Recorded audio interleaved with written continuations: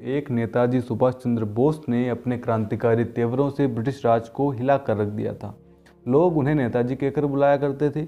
उन्होंने देश की आज़ादी में अपना महत्वपूर्ण योगदान दिया, यह कहना महज एक औपचारिकता है, क्योंकि उनका योगदान हमारे कहने भर से बहुत ज़्यादा है। एक वक्त ऐसा भी था जब वो देश में अपनी अलग पार्टी बनाकर चुनावी मैदान में उतरे थे। आइए जानते हैं एक ऐसी ही घटना के बारे में। और हम आज ये क्यों चर्चा कर रहे हैं, क्योंकि पश्चिम बंगाल में नेताजी सुभाष चंद्र बोस की 125वीं जयंती उल्लास के साथ मनाई जा रही है। प्रधानमंत्री नरेंद्र मोदी ने आज कोलकाता में पराक्रम दिवस समारोह में हिस्सा लिया। केंद्र सरकार ने हाल ही में नेताजी की निस्वार्थ सेवा और अदम्य साहस की भावना के सम्मान में हर साल 23 जनवरी को पराक्रम दिवस के रूप में मनाने की घोषणा की थी। अब बढ़ते हैं अपने किस्से की ओर। साल 1937 का वो दौर था जब कांग्रेस ने सरकार बनाई और ज़मीन पर उतरकर खूब काम करने लगी।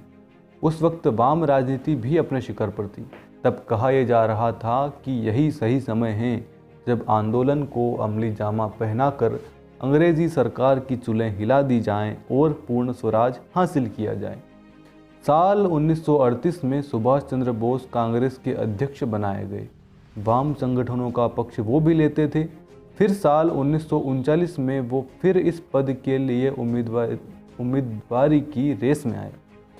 उन्होंने कहा था कि मैं नई विचारधारा लाऊंगा। इस पर सरदार पटेल, कृपलानी, राजेंद्र प्रसाद का तर्क था कि ये प्रेसिडेंट का काम नहीं है। फिर इस चुनाव में गांधी जी के कहने पर से इन्हीं सब नेताओं ने पट्टाभी सीतारामैया को उम्मीदवार बनाया। लेकिन हुआ ये कि चुनाव बोस जीत गए। क्योंकि सीतारामैया गांधी जी की तरफ से खड़े किए गए उम्मीदवार थे, इसलिए गांधी जी ने तब यह कहा था कि ये मेरी हार है। फिर वो दौर भी आए जब ब्रिटिश शासन के सामने द्वितीय विश्व युद्ध की चुनौती आ गई। अब ऐसे में सुभाष चंद्र बोस की स्ट्रेटजी थी कि ये एकदम सही समय है कि जब आंदोलन किया जाए।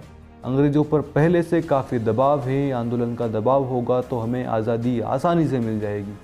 लेकिन तब उनके बाकी लोग इससे सहमत नहीं हुए। फिर आपसी असहमति धीरे धीरे इतनी बढ़ गई कि सुभाष चंद्र बोस ने कांग्रेस छोड़कर फॉरवर्ड ब्लॉक के नाम से एक नई पार्टी बना ली। उनकी तरह उनकी पार्टी भी काफ़ी लोकप्रिय थी। सुभाष चंद्र बोस की पहली मुलाकात गांधी जी से 20 जुलाई 1921 को हुई थी। गांधी जी की सलाह पर ही वे भारतीय स्वतंत्रता संग्राम के लिए काम किया करते थे। भारत की आज़ादी के साथ साथ उनका जुड़ाव सामाजिक कार्यों में भी बना रहा। बंगाल की भयंकर बाढ़ में घिरे लोगों को उन्होंने भोजन, वस्त्र और सुरक्षित स्थानों पर पहुंचाने का साहसपूर्ण काम किया था। समाज सेवा का काम नियमित रूप से चलता रहे, इसके लिए उन्होंने युवक दल की स्थापना भी की थी।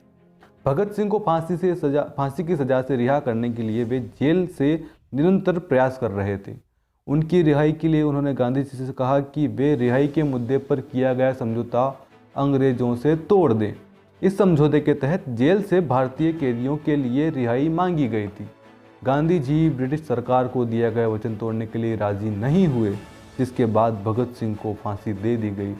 इस घटना के बाद वे गांधी और कांग्रेस के काम करने के इस तरीके से बहुत ही ज़्यादा नाराज़ हो गए थे। सुभाष चंद्र बोस के बारे में इतनी जानकारी पर्याप्त नहीं है, परंतु आज के एपिसोड में इतना ही। नमस्कार, मेरा नाम है अर्जुन। आप द चकाचक देख रहे थे। अगर आपको ये वीडियो पसंद आया हो तो इस वीडियो को लाइक कीजिए, चैनल को सब्सक्राइब कीजिए। इस वीडियो को देखने के लिए आपका धन्यवाद।